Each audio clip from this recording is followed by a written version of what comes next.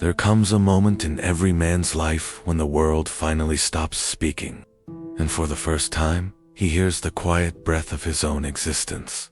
It is in this breath that you feel something ancient, stirring, something that has followed you longer than your own shadow.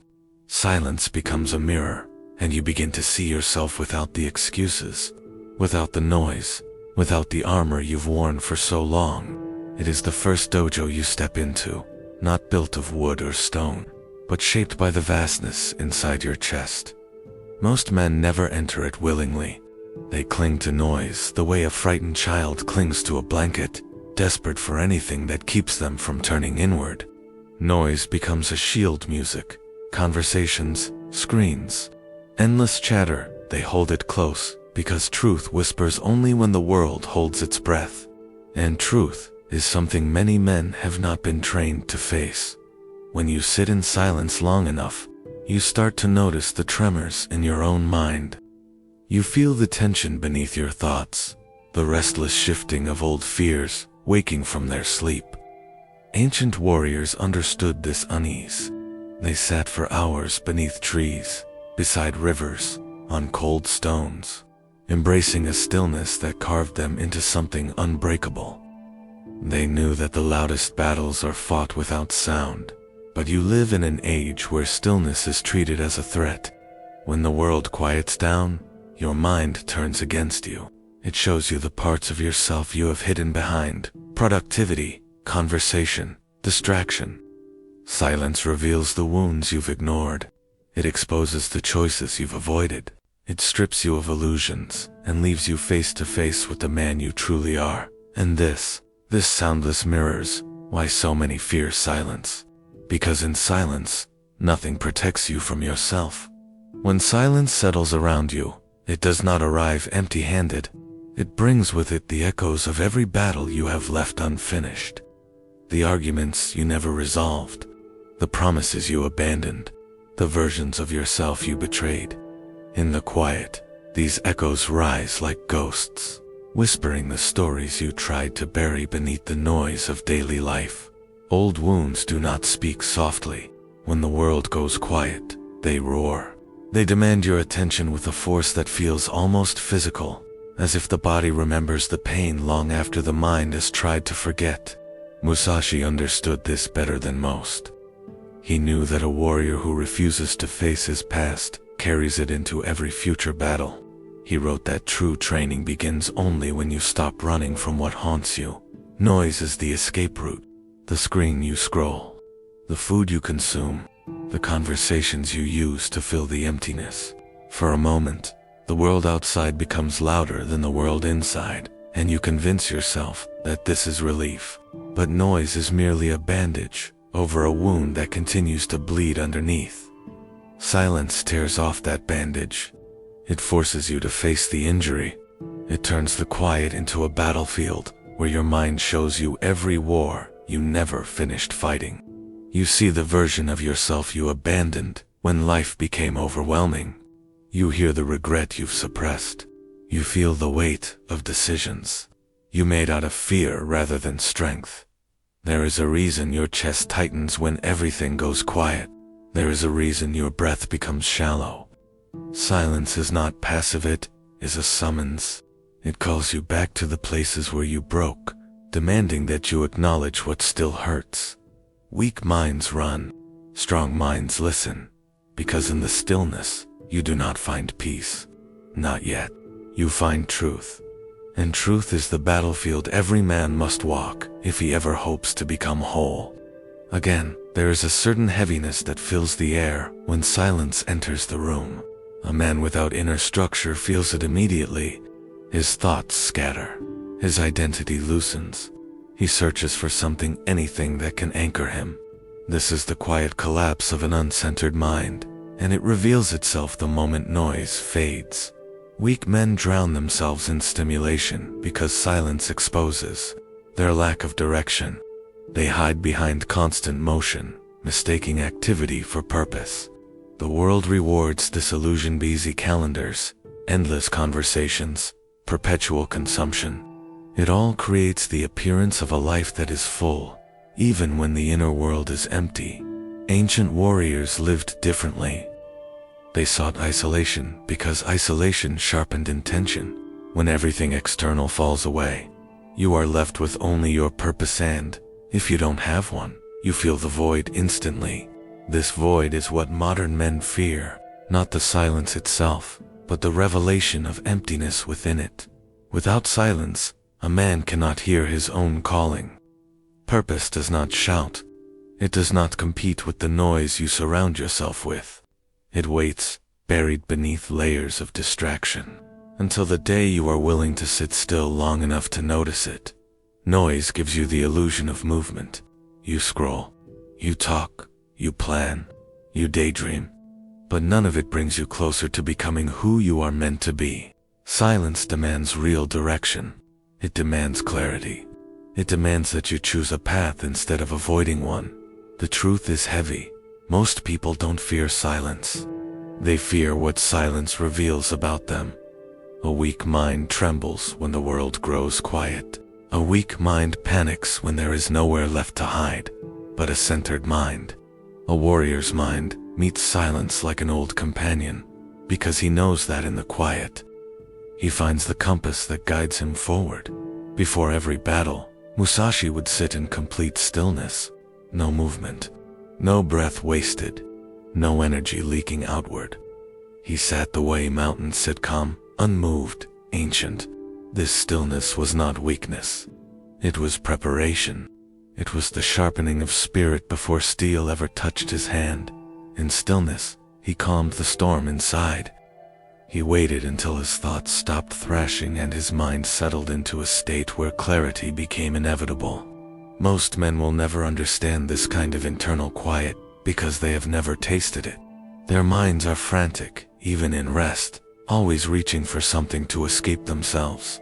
There is a profound difference between a man who reacts from chaos and a man who acts from stillness. Chaos makes you predictable. Stillness makes you dangerous. A frantic mind swings wildly, hoping action will drown out fear. A still mind watches, listens, waits for the exact moment where intention and opportunity align. When that moment arrives, he does not hesitate. He moves with a precision that feels almost divine. Stillness is strategy. It is the patience to observe a situation before stepping into it. It is the discipline to withhold unnecessary effort. It is the endurance to let discomfort burn through you without flinching.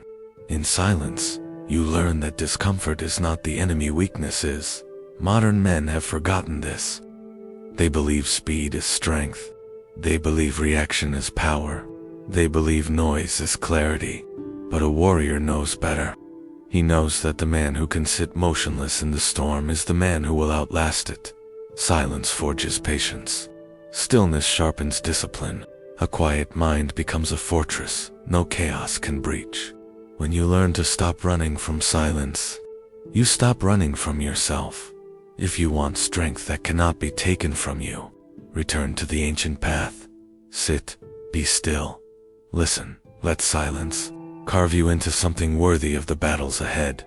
When you first step into silence, the discomfort arrives like a tremor beneath your ribs. It is subtle at first, a faint pressure, a restlessness that crawls across your skin. This is the mind sensing attention. It reacts the way a frightened animal reacts to a sudden light shaking, pacing, searching for escape. The inner noise begins. Worries, regrets, fantasies, self-criticism, excuses. The mind throws everything at you, hoping you will retreat back into distraction. For years, it has relied on noise to hide its own dysfunction. But silence exposes it. Silence shows you the ego you cling to, the fears you conceal, the insecurities you pretend are strength. This is why the first seconds of stillness often feel unbearable. Not because silence is empty, but because silence is too full. Full of everything you've refused to confront, full of the potential you've left untouched, full of the truth you've ignored. But if you endure the discomfort, something shifts. You begin to see the mind for what it is, a machine that produces noise whenever it feels threatened. The thoughts lose their authority. The emotions lose their sharpness. The inner chaos begins to unravel, not because you forced it to, but because you stopped feeding it. To sit with discomfort is to reclaim power. Every time you remain still when the mind begs you to escape, you weaken the grip it has over you. You become the observer instead of the prisoner. You become the master instead of the follower. Silence is not an empty void. It is a cleansing fire. It burns away everything unnecessary. It strips you of illusions. It purifies the parts of you that have been corrupted by noise. Most men flee from this fire, but the warrior enters it willingly, because he knows that nothing forged without heat will ever endure. There comes a moment, if you have endured long enough, when silence stops feeling like an enemy. It begins to soften. It begins to breathe with you rather than against you. The tension in your chest loosens. The mind's frantic voice fades. And in this shift, you realize something profound. Silence was never trying to hurt you. It was trying to teach you. You start to understand that the chaos of the world does not need to enter your mind. Noise may surround you, but it no longer dictates you. You feel the boundary between yourself and the world strengthen, as if the storms outside can no longer breach the walls you've built within. Ancient monks, warriors, hermits, they all discovered this same truth. They withdrew not because they hated the world, but because they sought mastery over themselves. In the absence of noise, they found the presence of something deeper, a calm that could not be taken away, a strength that did not rely on circumstance. This is the masculine power of detachment. Not apathy, not withdrawal from life, but the ability to stand in the midst of chaos without letting it claim your spirit.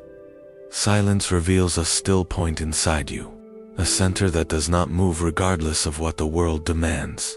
When you find this point, the world begins to fall away, not because you reject it, but because you no longer depend on it to feel alive. You begin to walk differently.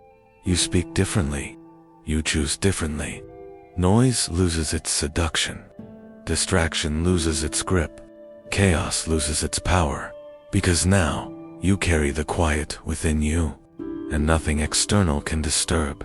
A man who has mastered his internal world. Weak minds fear silence because silence exposes the truth of who they are.